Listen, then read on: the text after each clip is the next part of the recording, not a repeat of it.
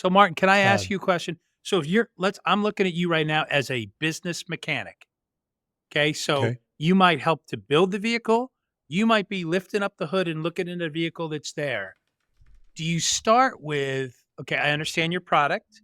And do you start with, let's get your price set and an attractive gross profit, and then let's go to the middle part of your financial identity vehicle and go, these are the 15 things you're going to spend money on, and you have to figure out a way to to cover these costs. And ultimately, you want your gross profit bucket at the top. So what's left after you pay for the cost of delivering the products, you want enough money there that there can be something that drops to the bottom line that's going to be about 10% of what your growth. How do you as a mechanic do you methodically go through it piece by piece? 100%. Really? Yeah. And remind me I want to talk about something else first, but remind me to go over fixed costs. We're doing the overhead, okay? Okay. But one thing I like to start people with is the realization that it can be done. A lot of people don't like books. They don't like to talk financing. They do like to sell stuff, and they'll give 20% off the sale, but they need to have some realizations. And if you're an average company and you're making 7% to the bottom line, and you can increase your gross profit margin by 1%, okay? And by that, I mean like from 30% to 31%, right? You will increase your net profit by 15%. That's the math. That's the fact. And the reason I bring it up is people will react just like you did. You rock back in your chair and you look to the sky. Can that be true? That was prayer. It is That true. was that was me reaching for the Lord, going, deliver me for 15%. You're 1%. saying Now, if my gross margin increases 1%, right. and so let's just say for me that's going to generate $10,000 in the gross profit bucket. It generates 10,000 on $1 million, On but go ahead. you're telling me that 1,500 of that would drop to my bottom line, what I'd be left with. I think I was in the millions and you were in the hundreds.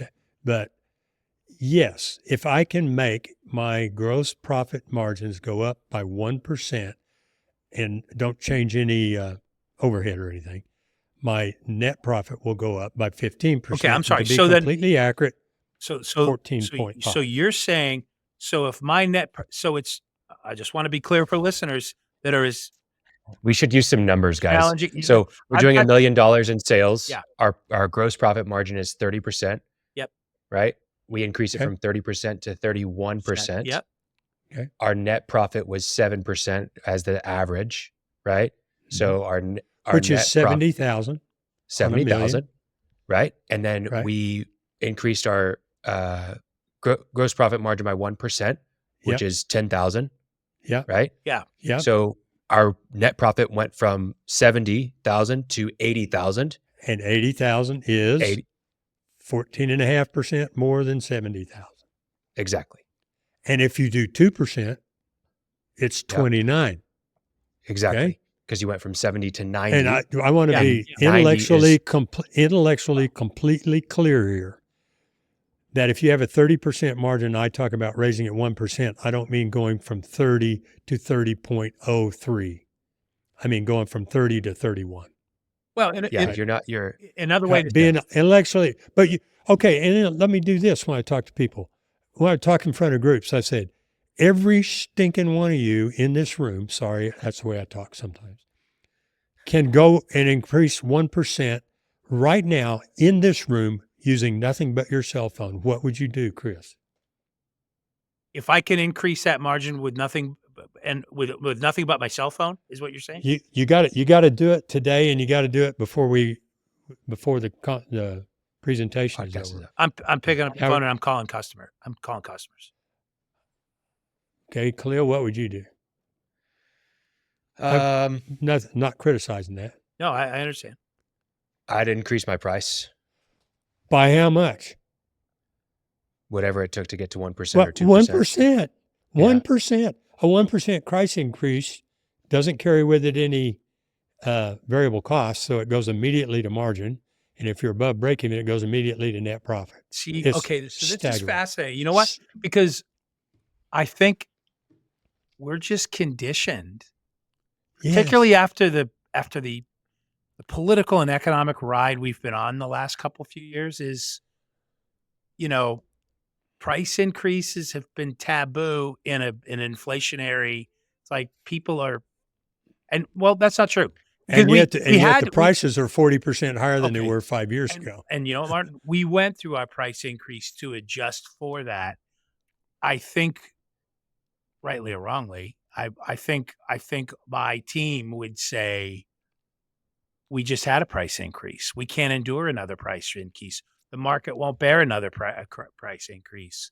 And I don't even know that the market would notice a 1% price increase. And To your I point. use 1% as an example. Yeah. Because you can do that.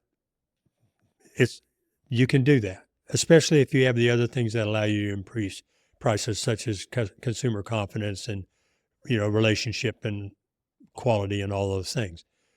But if I'm going to increase them, if I'm going to do a price increase, I might sit out there and go, can we get away with 5, right? I wouldn't just waste the 1. But you Right. can do that. You can get on, and I mean, I can name people. I don't know if they want me to, but I can. Troops that I'm working with. He heard me speak. Probably they're his client now. About 3, 4, 5 months ago, and he told me yesterday. He said, I walked right out of there, got on my phone, and raised our prices 15%, and nobody has said anything. Michael Barnett walked out of one of my lectures, and he doubled his hourly fee for service. It's in my book, so I know I can talk about that. But it's our own head trash. Not to negate that there is a point where people won't pay that, but give them a reason other than price to buy from you.